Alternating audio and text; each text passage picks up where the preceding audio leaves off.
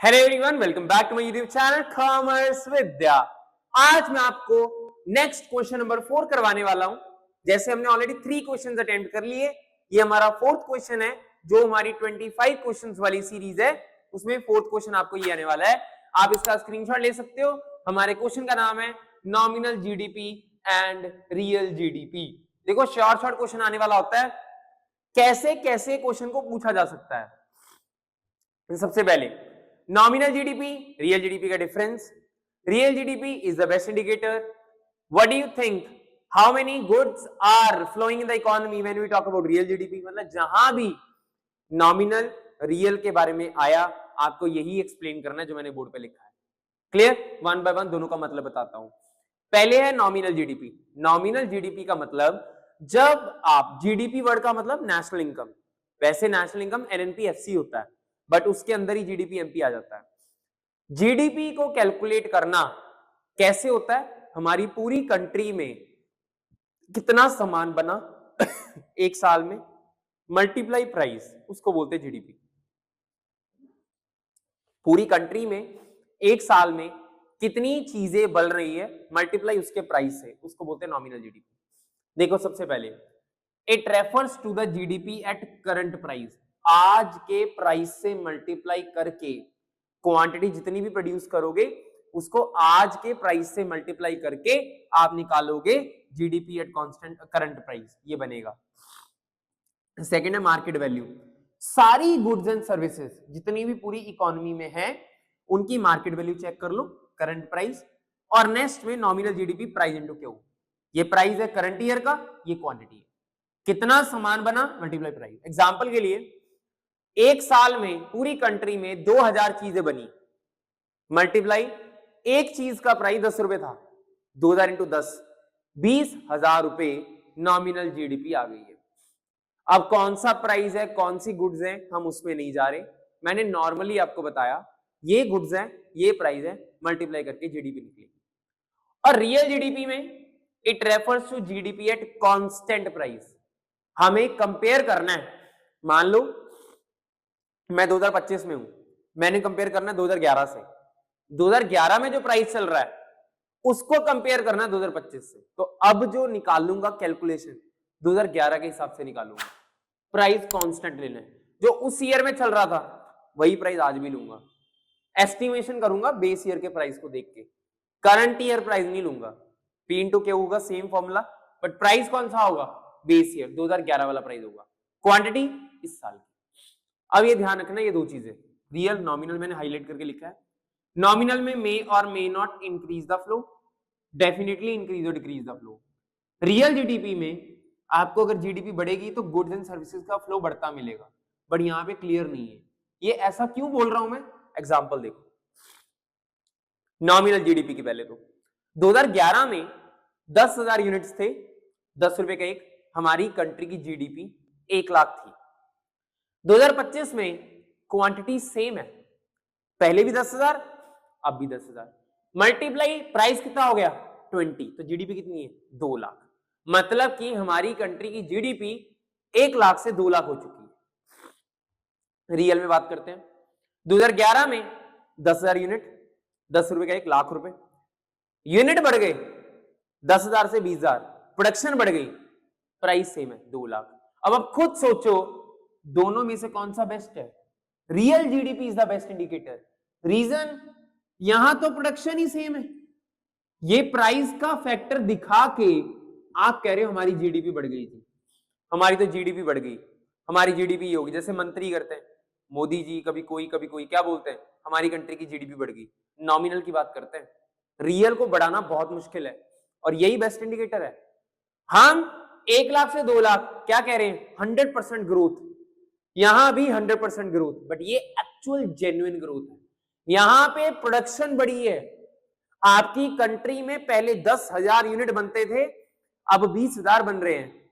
फैक्ट्रियां बढ़ी, rent, veg, profit सब कुछ बढ़ा, मतलब आपकी कंट्री में फैक्टर इनकम बढ़ी, तो ऑब्वियसली आपकी कंट्री की नेशनल इनकम बढ़ेगी। बट यहां तो आपकी प्रोडक्शन ही नहीं बढ़ रही, यहां तो अपने प्राइस को बढ़ा के अपनी नेशनल इनकम को बढ़ा दिया, which is not the right indicator. आप अपनी नेशनल इनकम को अगर बढ़ाना चाहते हो, that should with the flow of goods and services. आपकी कंट्री में गुड्स एंड सर्विसेज का फ्लो होना चाहिए, ना कि प्राइस को बढ़ा के आप अपनी नेशनल इनकम को दिखा दो। वो सही इंडिकेटर नहीं है। That is why in the books they have written real GDP is the best indicator to check the growth of the economy. इसलिए बोला जाता है बेस ईयर प्राइस को लेके ही आप कैलकुलेट करो, तो आपको पता चलेगा आपकी कंट्री की जीडीपी कितनी बढ़ रही है, बढ़ भी रही है या नहीं बढ़ रही, ये आपको यहां से कैलकुलेट करना पड़ेगा। तो ये जो क्वेश्चन है 3 नंबर में, 2 नंबर में, 4 नंबर में आपको पूछा जा सकता है। आपने ऐसे ही एक्सप्लेन करना है जैसे मैंने किया है, एग्जाम्पल कोई भी छोड़ के मत आना। बिना एग्जाम्पल के इसको प्रूव करना बहुत मुश्किल है। आप देखो ना, मैंने कितनी अच्छी एग्जाम्पल दी है। 1 लाख से 2 लाख बिल्कुल दिख रहा है ग्रोथ है, 1 लाख से 2 लाख बिल्कुल दिख रहा है ग्रोथ है, बट ये वाली ग्रोथ जेन्युइन है, ये वाली जेन्युइन नहीं है। ये करंट ईयर प्राइस पे है, ये बेस ईयर प्राइस पे। आप चेक कर सकते हो 10 से 20, 10 से 10। ये मैंने एग्जाम्पल बहुत सिंपल रखी है सो दैट आपको समझ में आ जाए। अब ये यूनिट्स कौन से हैं इसमें घुसने की जरूरत नहीं है। ये वीट है, ये राइस है, क्या है हमें नहीं जानना। हमें ये पता होना चाहिए बेस ईयर प्राइस से एक्चुअल जेन्युइन आपको पता लग जाएगा कि जीडीपी ग्रोथ हो रही है या नहीं हो रही है। ये मेरा क्वेश्चन नंबर 4 है। ये रहा क्वेश्चन नंबर 4, स्क्रीनशॉट ले सकते हो। क्लियर हो गया? डन। चलो now let's move to question number 5 में देखो क्या होने वाला। क्वेश्चन नंबर 5 के अंदर हमने एक नेक्स्ट टॉपिक देखना है, वो है जीडीपी एंड वेलफेयर।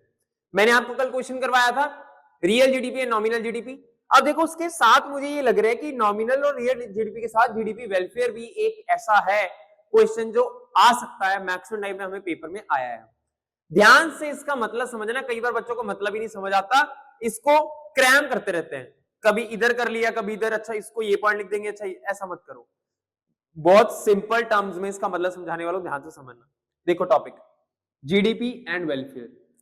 जीडीपी कौन सी, अब बात ये आ गई क्योंकि अब तो हमें 2 जीडीपी के बारे में पता है, नॉमिनल रियल। सर कौन सी जीडीपी की बात कर रहे हो? यहां पे मैं रियल जीडीपी की बात कर रहा हूं, क्योंकि मैंने आपको बताया ही था पिछले टॉपिक में real GDP is the best indicator, वही हमारा इंडेक्स ऑफ वेलफेयर है। उसी को देख के हम कह सकते हैं कि हमारी कंट्री में सही चल रहा है अगर रियल जीडीपी अच्छी है तो।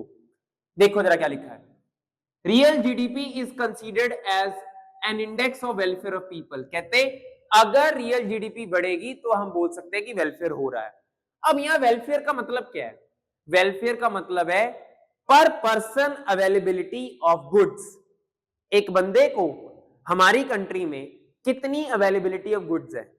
नहीं समझ आया? एग्जांपल देखो, मान लो हमारी कंट्री में 200 चीजें हैं, एग्जांपल बता रहा हूं, पूरी कंट्री में सिर्फ 200 चीजें हैं और 20 लोग हैं, तो हर पर्सन को कितनी चीजें मिलती हैं? सर 10। हर बंदे को 10 चीजें मिलती हैं। सर क्यों मिलती हैं 10 चीजें? क्योंकि 200 लोग हैं, 20 चीजें हैं, तो 10 से मल्टीपल डिवाइड कर दिया तो 10 आ गया।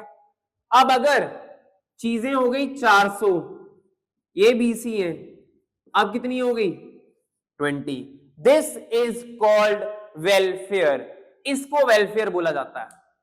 जब आपकी कंट्री में पहले मुझे चीजें कम मिल रही थी, अब मुझे चीजें ज्यादा मिल रही हैं। क्यों? क्योंकि प्रोडक्शन बढ़ रही है। अब समझ आया मैंने रियल जीडीपी क्यों बोला? क्योंकि नॉमिनल जीडीपी में प्रोडक्शन गुड सर्विसेज का फ्लो होता है, नहीं होता पता ही नहीं। रियल में तो श्योर शॉर्ट होता है, रियल में तो मुझे पता है गुड सर्विसेज का बढ़ना ही बढ़ना, ये तय है कि वो बढ़ेंगी बढ़ेंगी, पर नॉमिनल में ही नहीं पता होता कि गुड्स एंड सर्विसेज बढ़ेंगी या नहीं बढ़ेंगी, रियल में पता होता है। तो ये वेलफेयर में ध्यान रखना, ये पर पर्सन अवेलेबिलिटी है। पहले पर पर्सन 10 चीजें आती थी, अब पर पर्सन 20 चीजें होगी। इट मींस वेलफेयर हो रहा है, तभी लिखा है welfare of people is measured in terms of availability of goods and services पर पर्सन। पर पर्सन कितनी गुड्स एंड सर्विसेज मिल रही हैं इज कॉल्ड जीडीपी वेलफेयर। और इसमें लिखा है increase in real GDP means greater availability of goods and services पर पर्सन।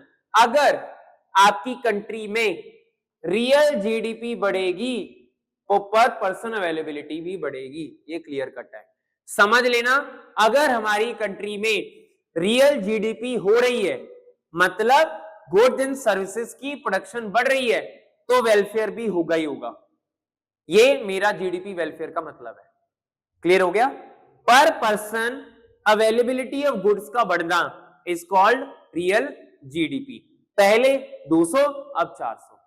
बात ये है, मैं आपको बोल रहा हूं जब से मैंने इस टॉपिक को स्टार्ट किया कि जीडीपी वेलफेयर का मतलब है रियल जीडीपी का बढ़ना पर अवेलेबिलिटी गुड्स का भी बढ़ जाना। बट दिक्कत एक आ गई, कहते कई बार ऐसा हुआ है रियल जीडीपी तो बढ़ गई बट पर पर्सन अवेलेबिलिटी ऑफ गुड्स नहीं बढ़ा।